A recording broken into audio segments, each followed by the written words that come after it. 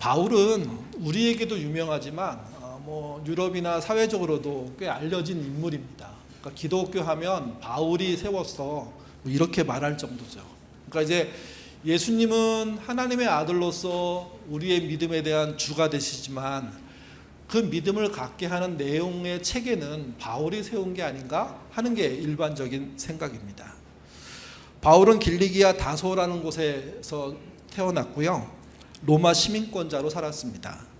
부모는 팔레스타인, 지금 성경의 이야기로는 가나안이죠. 팔레스타인을 떠나서 외국에서 흩어져 사는 유대인이었습니다. 그는 자신의 아들인 바울을요 예루살렘으로 유학 보냈고요. 그리고 그 유학의 어떤 그 실체가 성경에 나오는데 당시 가장 괜찮았던 그런 가말리엘이라는 선생님의 문화생으로 이렇게 교육받게 됩니다.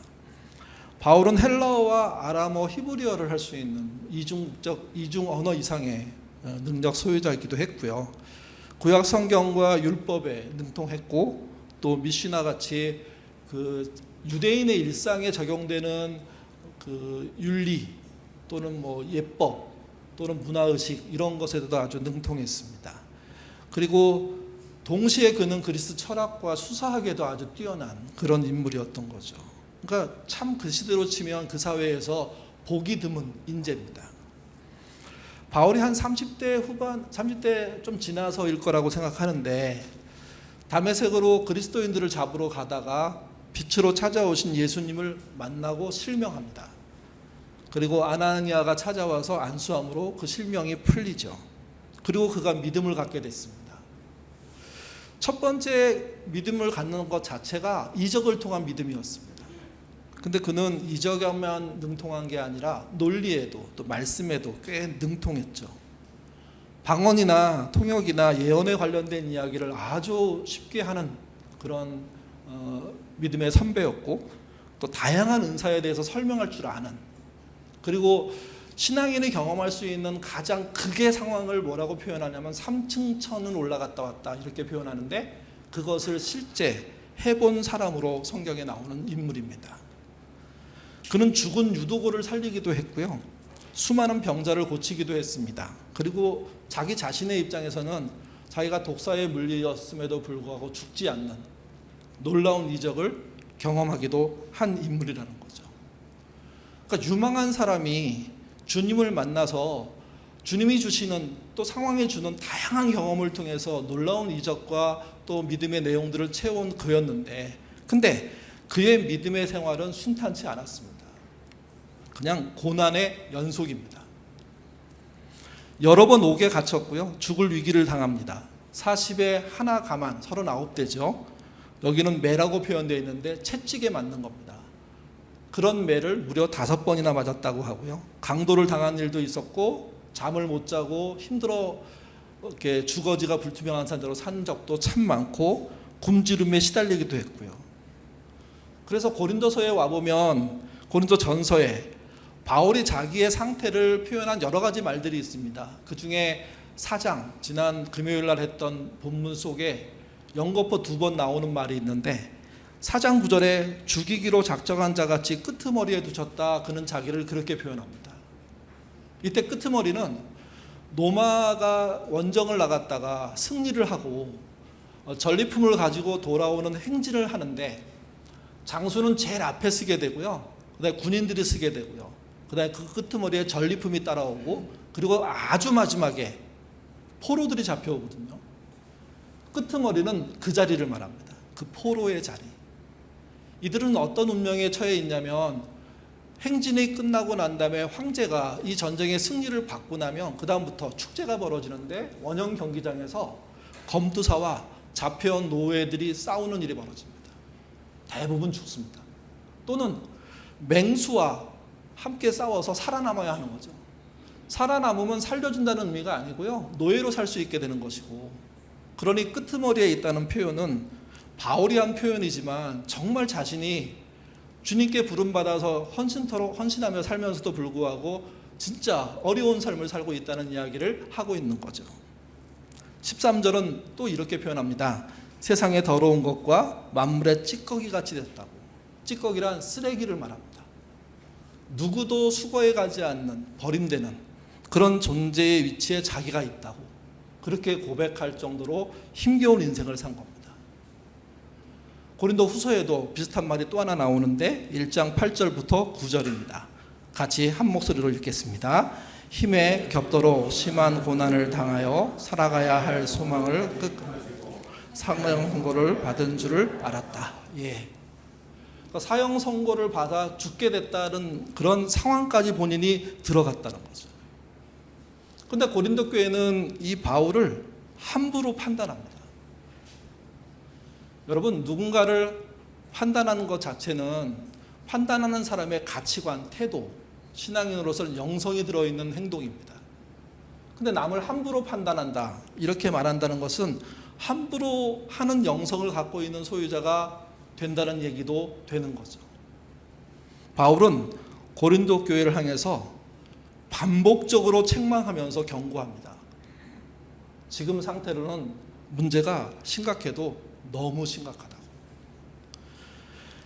1장부터 3장은 파벌에 대한 이야기를 했다면 4장부터는 교역자에게 함부로 대하는 것에 대해서 얘기하고 5장부터 6장은요 또 다른 두 가지 큰 잘못에 대해서 거론합니다.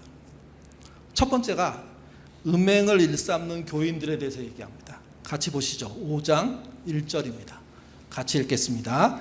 너희 중에 심히 음행이 있다 함을 보더니 그런 음행은 이방인 중에서도 없는 것이라 누가 그 아버지의 아내를 취하였다 하는도다. 아버지의 아내란 결국 알고 보면 계모에 해당합니다. 아버지가 살아있을 때 계모랑 결혼을 했고 그리고 아버지가 돌아가신 다음에 아들이 계모랑 음행을 한 거죠.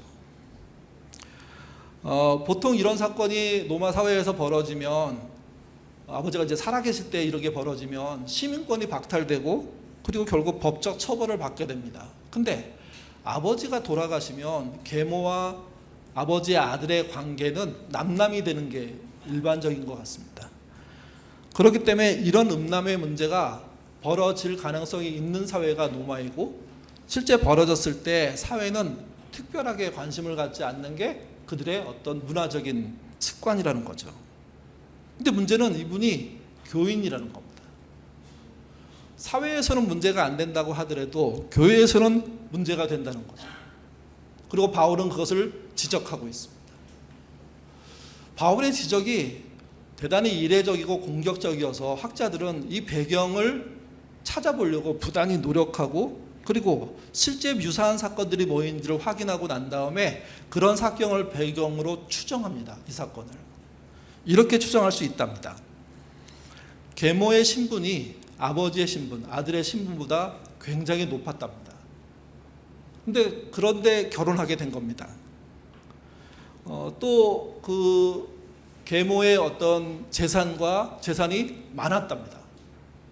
결국 이 결혼은 아버지와 아들에게 유익한, 그렇게 표현하면 될지 모르겠지만 자기들이 신분이 상승되고 삶이 나아지는 어떤 기회 같은 그런 결혼이었던 거죠. 근데 아버지가 돌아가신 겁니다. 그러면 그들의 문화 속에서 어떤 일이 벌어지냐면 신분이 원위치 됩니다. 재산은 계모가 다 가지고 갑니다. 그래서 아들은 대단히 곤란한 상황으로 갑자기 추락하게 된 겁니다. 그래서 그 아들이 목적을 가지고 계모와 음행을 저지르고 이 일이 반복적으로 일어나면서 문제가 된 거죠. 사회에서는 문제가 아닌데 교회에서는 문제가 되는 일이고 교회는 이 문제를 가지고 이 교인을 불러다가 상황을 파악하고 그 다음에 꾸짖고 그 다음에 정상화시킬 수 있는 방법들을 제시해야 되는데 교회가 그 문제를 덮어버린 겁니다. 아무도 없는 문제 취급하는 거죠. 여기에 대한 바울의 태도가 5장 내내 나옵니다. 먼저 2절 말씀 같이 보겠습니다. 그리하고도 너희가 오만이 교만해져서 어찌하여 통한이 여기지 아니하고 그 일을 행한 자를 너희 중에서 쫓아내지 아니하냐. 여기 표현에 쫓아낸다고 써 있습니다. 교회가 치리해야 되고 교회 바깥으로 내보내야 됩니다. 교인이 아니라고 선포해야 됩니다. 그 정도의 문제라는 거죠. 근데 그렇게 하지 않습니다. 그래서 그런지 모르지만 다시 한번 또 말합니다. 13절 같이 읽겠습니다. 밖에 있는 사람은 하나님의 심판이 하시리와 이 악한 사람은 너에게 증서. 메시지가 자세히 설명되어 있으니까 한번 읽어보죠. 교회 밖에 있는 사람들에게 판결을 내리신 것은 하나님의 몫입니다. 그러나 우리의 형제 자매가 가던 길에서 벗어날 때 필요하다면 그들을 내쫓아 교회를 깨끗해 하는 것은 우리의 몫입니다. 하나님이 하실 일과 우리가 할 일이 있다는 겁니다. 하나님은 모든 심판을 완료하실 분이라면, 또 세상을 심판을 주시라면, 교회는 교인들에 대해서 단속해야 되고, 문제가 생기면 그것을 실체를 파악해야 되고, 그리고 거기에 대한 마땅한 치리를 해야 한다는 거죠. 고린도 교회는 그 행동을 하지 않았고 오랫동안 덮어두었습니다. 바울은 그 소식을 누군가로부터 듣고 그 이야기에 대해서 고린도 교회가 병들었다 하는 이야기를 하고 있는 겁니다. 두 번째는 고린도 교회가 세상의 법정으로 문제를 가지고 나간 교인에 대한 이야기를 합니다. 6장 1절 말씀 같이 읽겠습니다. 너희 중에 누가 다른 이와 더 벌어 구태여 불의한 자를 앞에서 고발하고, 교인끼리 갈등인데, 그러면 기본적으로 교회의 정신은 중재입니다.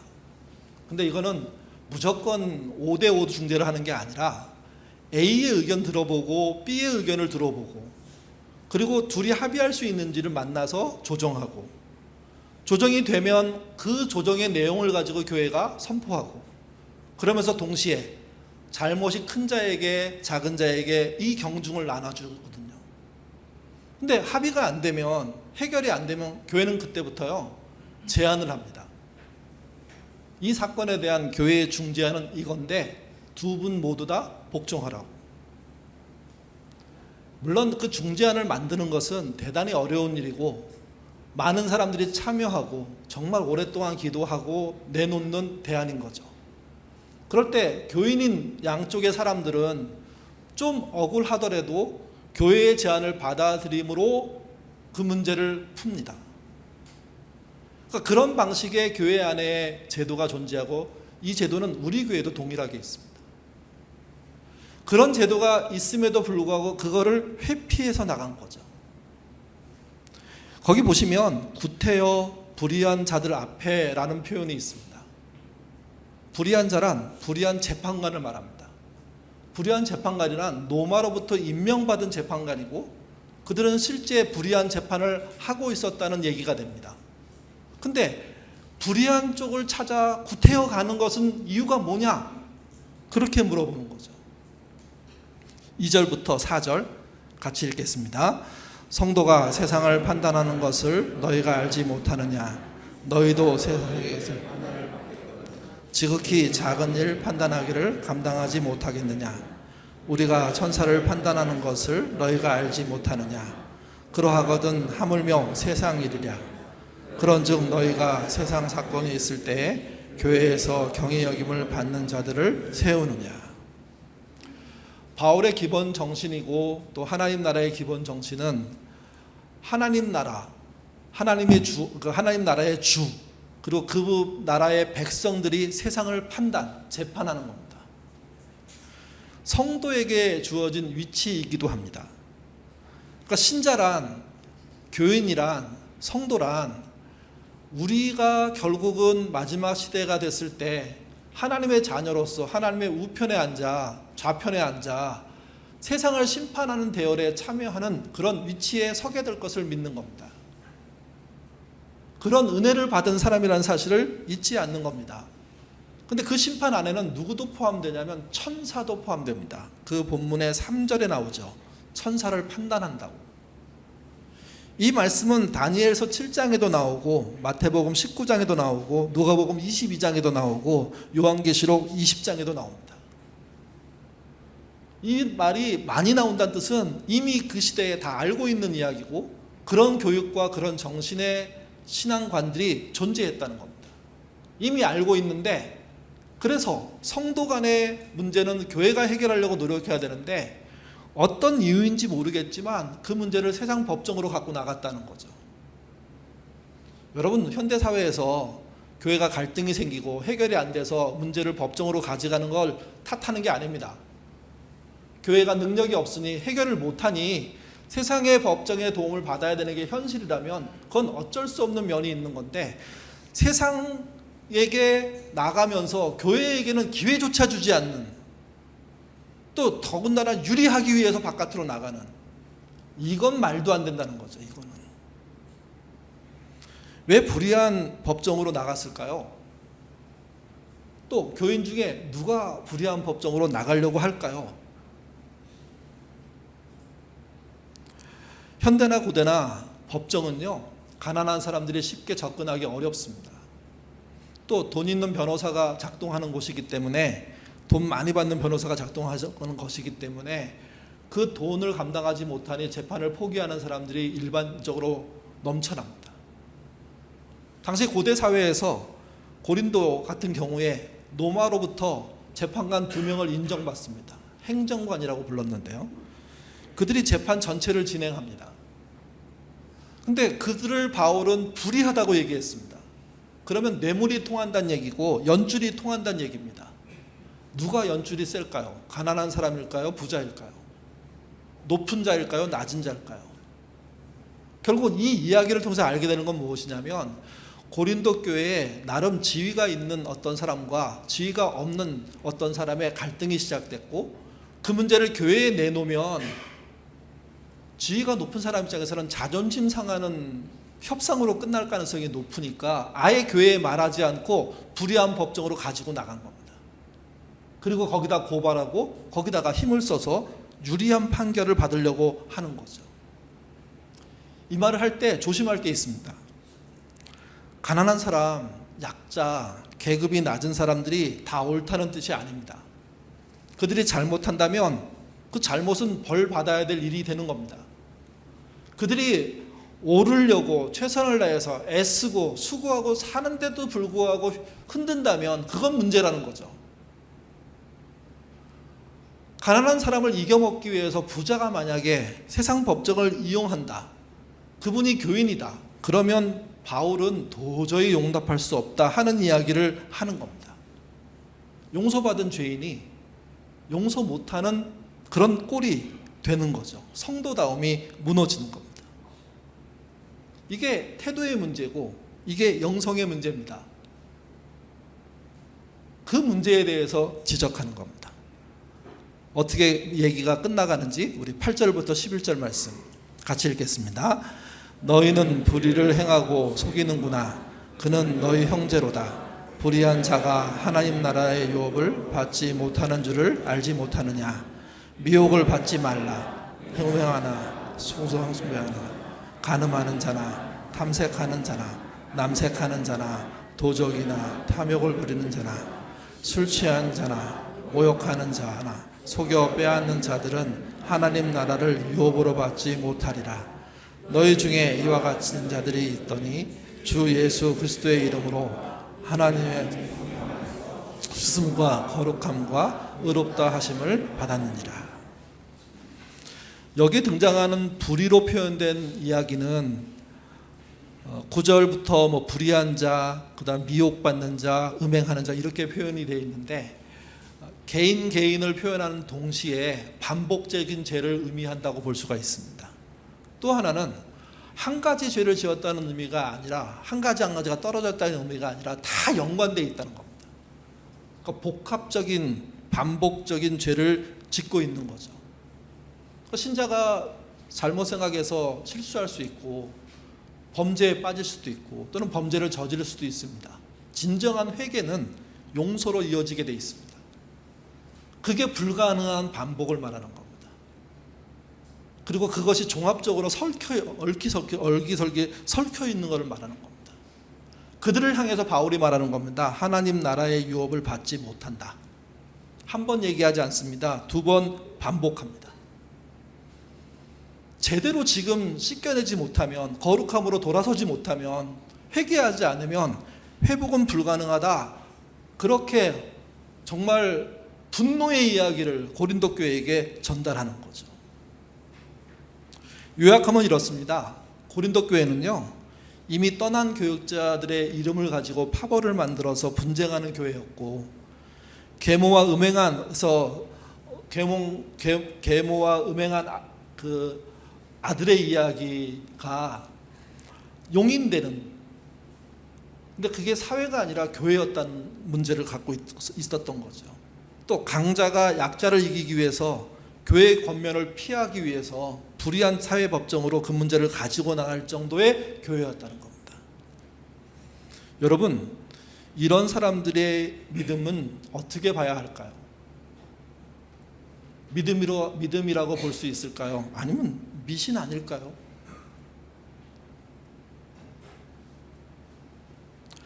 믿음의 조상이라고 첫 번째 불린 인물은 아브라함입니다. 그분에 의해서 등장한 믿음의 형태가 이신칭입니다. 믿음으로 의롭게 된다는 거죠. 또 믿음으로 구원받는다는 거죠.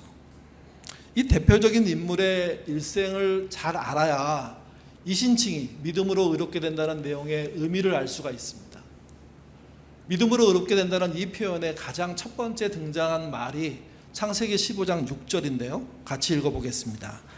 아브라함이 여호와를 믿으니 여호와께서 이를 그의 의로 여기시고, 여기 아브람은 아브라함의 옛 이름입니다. 아브람이 계명돼서 아브라함이 된 거죠. 여기 계신 모든 예인 가족들은 저는 아브라함과 같은 믿음, 그 믿음의 소유자, 그래서 믿음으로 구원받는 분들이 되시기를 바랍니다. 그러면 아브라함의 믿음은 뭘까요? 그냥 내가 믿으면 되는 걸까요? 아니면 내용이 따로 있는 걸까요? 내용이 따로 있습니다. 아브라함의 믿음은 하나님이 주신 정보를 따라가는 믿음입니다. 정보는 다른 말로 하면 말씀, 뜻도 됩니다.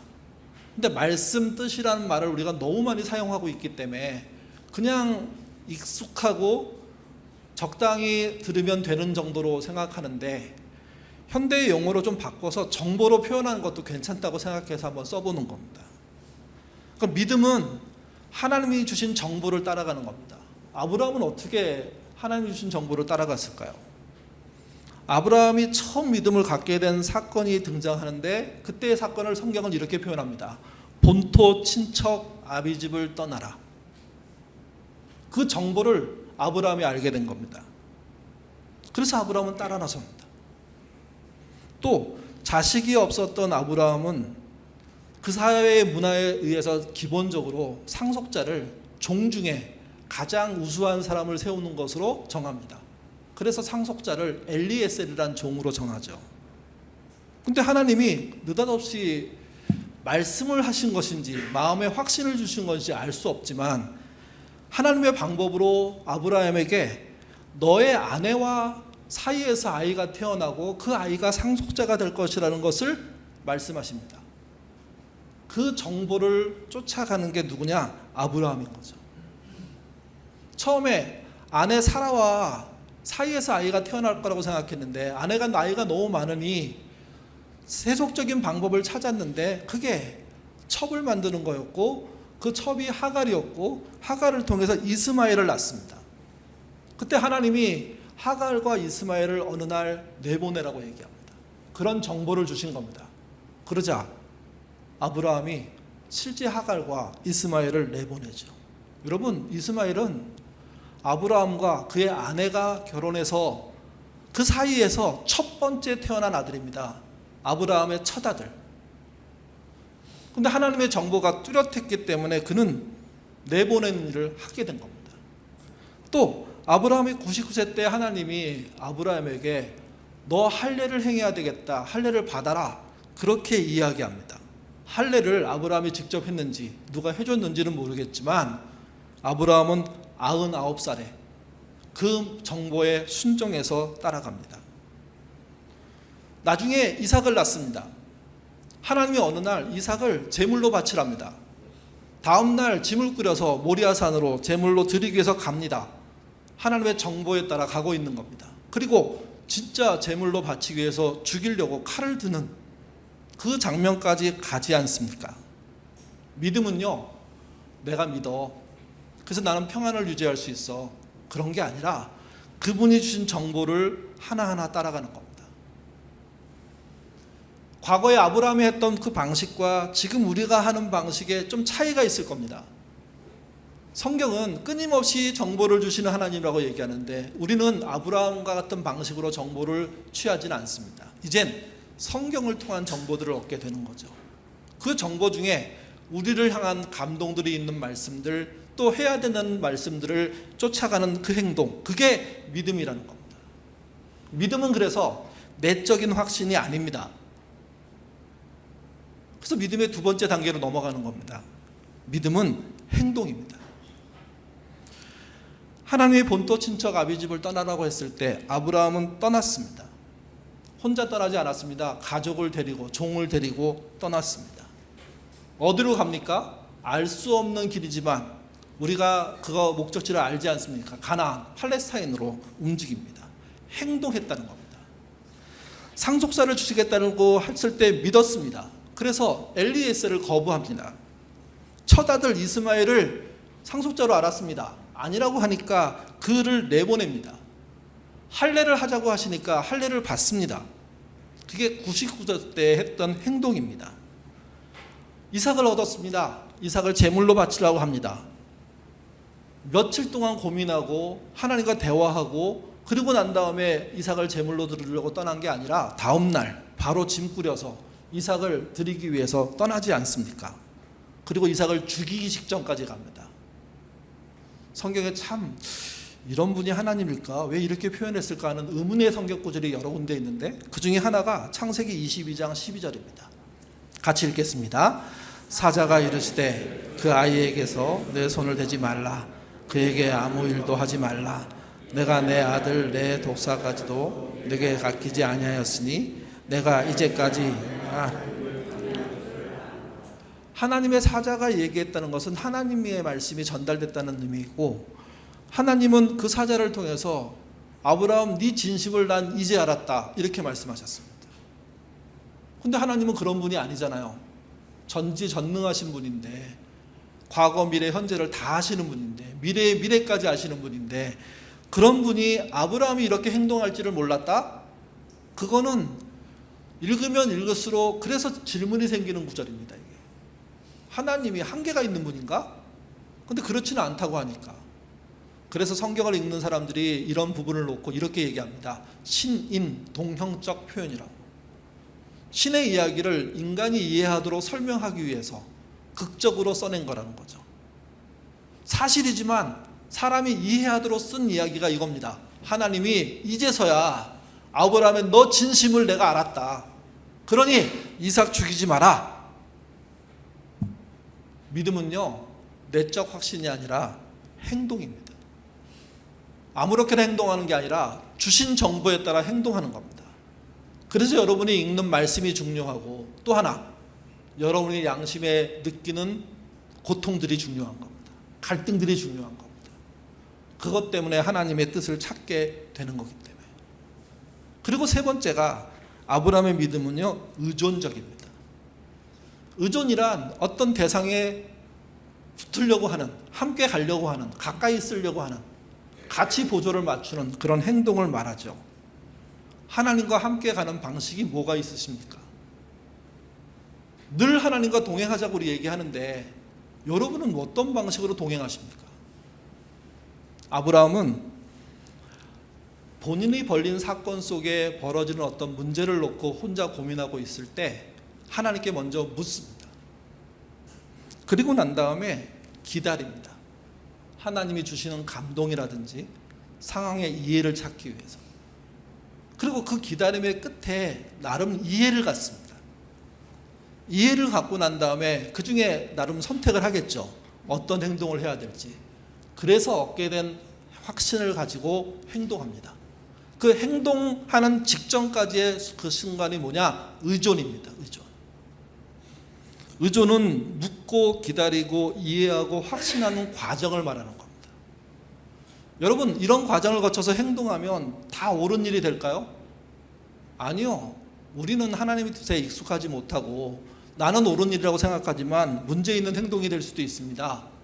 그래서 행동하고 실패하게 되면 그래서 끝장나는 게 아니라 그 행동의 실패가 다시 하나님을 더 의존하게 되고 그래서 길을 찾게 되고 다시 행동하게 되는 과정으로 반복되는 겁니다. 처음엔 실패하고 자주 실패하지만 자주 반복되는 의존의 과정을 통해서 하나님의 뜻을 찾아가는 훈련들이 되어가는 거죠. 이 훈련은 공짜로 되지 않고 아무도 시켜주지 않습니다. 목사가 대신해 줄 수 없습니다. 여러분이 받은 정보를 가지고 의존하는 노력을 통해서 행동으로 옮기는 과정을 반복함으로 이루어지는 겁니다. 그래서 신앙의 논리를 따르다 보면 기본적으로 어린 신앙인보다 나이 많은 신앙인이 이 부분에 대해서 익숙해야 되는 겁니다. 완성되어 가야 되는 겁니다. 그래서 아브라함을 어떻게 볼 수 있냐? 믿음의 조상이라고 볼 수 있는데요. 다른 말로 하면 점점 좋아지는 사람, 점점 하나님의 뜻에 가까이 가는 사람, 완성되는 사람. 하나님은 완벽하지 않은 아브라함을 그럼에도 불구하고 뭐라고 불렀냐? 믿음의 조상이라고 불러주신 겁니다. 믿음은 그런 겁니다. 그분이 주신 정보를 그분의 뜻에 따라 의존하면서 찾고 결국 행동하는 게 믿음이라는 거죠. 줄이면 정보, 말씀을 행동하는 게 믿음입니다. 그러니까 행동하지 않게 되면 아브라함과 같은 믿음은 안 되는 겁니다. 또 아예 행동이 없으면 그건 믿음이 아니라 미신입니다. 자기 신념이니까. 지난주에 이런 말씀 드렸습니다. 하나님을 믿는 사람은 사람 1000명을 죽여도 지옥 못 간다. 믿음입니까? 미신입니까? 이 안에는요, 이 말 속에는 하나님이 주신 정보 자체가 없습니다. 하나님이 언제 사람 1000명을 죽여도 네가 믿음을 갖고 있으면 지옥 안 보내 라고 말한 적이 있습니까? 근거 없는 이야기죠. 그냥 믿으면 구원받는 것을 아무거나 붙여가지고 그냥 얘기하는 겁니다. 이신칭이란 그분이 주신 말씀을 행동으로 옮기는 것이고 행동으로 옮기기 위해서 의존의 과정들을 해가는 겁니다. 그러면 믿음이고요. 그렇지 않으면 미신입니다. 또 하나, 행동이 성공하면 믿음이다. 그렇지 않습니다. 실패해도 믿음입니다. 한 번 실패한 게 아니라 여러 번 실패해도 믿음입니다. 왜? 의존하고 해보려고 하는 그 과정 전체가 믿음이기 때문에. 평생 실패하고 완성을 못하고 죽는다고 해도 믿음입니다. 근데 반대로 미신은 엄청난 성과를 이루고 대단한 역할을 하고 능력을 보여도 미신입니다. 그분의 말씀으로부터 출발하지 않고 그분을 의존하지 않고 그분의 뜻을 따라 행동하지 않으면. 오늘 나눈 말씀을 요약하면 이렇습니다. 정말 믿음의 사람들이 되고 싶으십니까? 하나님의 주신 정보, 말씀을 민감하게 읽으셔야 됩니다. 또 행동 없이 내적 확신을 믿음이라고 말하지 마십시오. 여러분의 행동이 믿음입니다.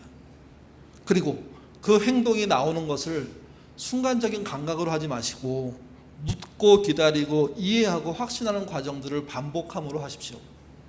설령 그 일의 행동이 실패하더라도 하나님은 여러분의 진심을 아실 것이고 여러분이 성공적인 결과에 이르도록 이끌려고 애쓰실 겁니다.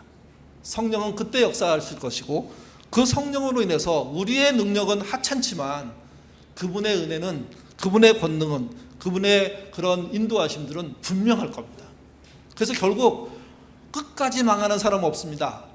믿음으로 행동하면 나아지게 돼 있고 아브라함처럼 점점 나아지는 결과에 이를 겁니다. 그런 믿음 가지시는 저와 여러분 되시기를 주님의 이름으로 부탁드립니다. 기도하겠습니다. 우리는 성과라는 것에 참 흔들릴 때가 많은 사람들입니다. 귀한 일을 하면서도 좋은 결과, 더 나은 대우, 더 멋진 그런 모습들을 찾습니다. 그러나 그런 멋진 모습들, 유리한 환경들이 우리를 무너뜨린다는 것을 모를 때가 있습니다. 주님, 오늘 나눈 말씀을 통해서 내가 진짜 믿음의 사람으로서 믿음을 세워가고 있는 사람인지 살펴보도록 도와주시고 혹시 내 믿음이 미신은 아닌지 나를 돌아보는 시간 될 수 있도록 인도하여 주옵소서. 어렵고 힘든 일입니다. 바울을 보아도 참 어렵게 해가고 있는 것을 보고 있습니다. 우리도 그런 일에 뛰어들어서 주님이 주신 정보를 따라가는 자들 되게 도와주시고, 그것을 이해하기 위해서 하나님께 의존하는 신자 되게 도와주시며, 그리고 그렇게 나온 결론을 행동으로 옮기는 그런 신자 되도록 인도하여 주옵소서. 이러한 세 가지 과정을 통해서 우리가 믿음을 갖게 되는 것이고, 믿음으로 살게 되는 것이고, 믿음의 결과를 얻게 되는 겁니다. 그런 예인의 식구들 되도록 도와주시옵소서. 그러나 인생을 살다 보면 참으로 어려운 문제들이 많이 있습니다. 특별히 관계 속에서 생긴 어려움들이 한두 가지가 아닐 것입니다. 관계의 문제는 더 오래 심사숙고하고 더 하나님을 의존하고 더 하나님의 뜻에 따라 행동하는 모험을 반복할 때 풀리는 것이라고 볼 수 있습니다. 무조건 양보도 문제 있는 것이고 무조건 승리도 문제가 있습니다. 주님이 주시는, 말씀이 주시는 합의의 점들에 나도 내 마음과 삶을 맞추는 그런 신앙인으로 가는 그런 여정 될 수 있도록 인도하여 주옵소서. 아브라함이 우리에게 본이 되는 것은 믿음의 조상이기 때문이기도 하지만 점점 나아졌기 때문입니다. 처음에 실패자 아브라함인데 나중엔 믿음의 조상이 되었습니다. 우리도 연약한 존재이지만 주의 말씀을 쫓아 하루하루 살다 보면 우리도 나아질 줄 믿습니다.